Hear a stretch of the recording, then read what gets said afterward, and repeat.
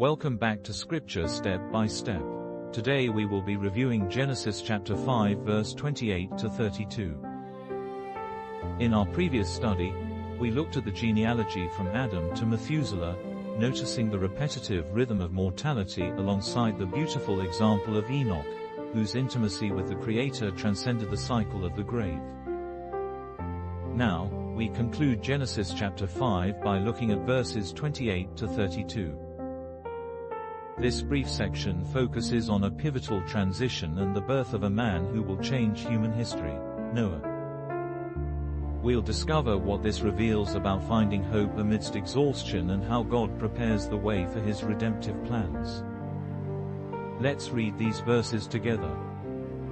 28. When Lamech had lived 182 years, he had a son.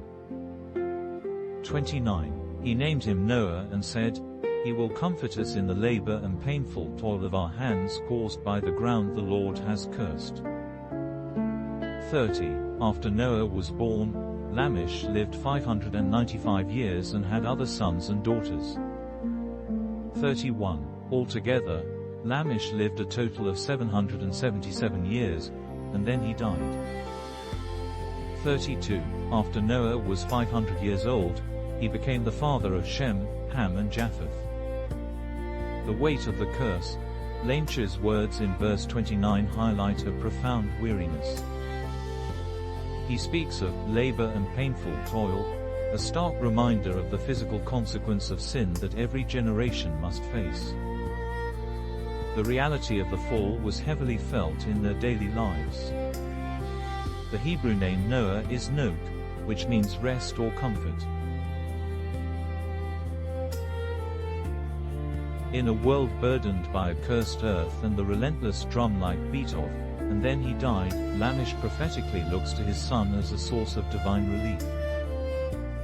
It shows humanity's deep, persistent longing for a savior. Verse 32 abruptly breaks the structural pattern of the chapter. Instead of concluding with, "and then he died," it introduces Noah's three sons, Shem, Ham, and Japheth.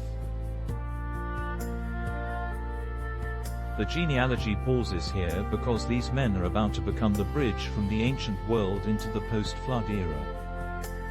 These final verses reveal a sobering truth. Even in generations weighed down by the routine of life and the inevitability of human mortality, hope survives. We can easily relate to Lamech's exhaustion today. We often experience our own painful toil and look for relief. This passage challenges us to look closely at our own lives. Where are we seeking our comfort? While Noah brought a physical preservation for his family, our ultimate, eternal rest is found only in God. To summarize, Genesis chapter 5 verses 28 to 32 transitions us from the genealogy of the past directly into God's sovereign, saving plan for the future.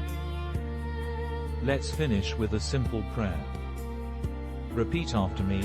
Dear God, thank you for providing comfort in a broken world.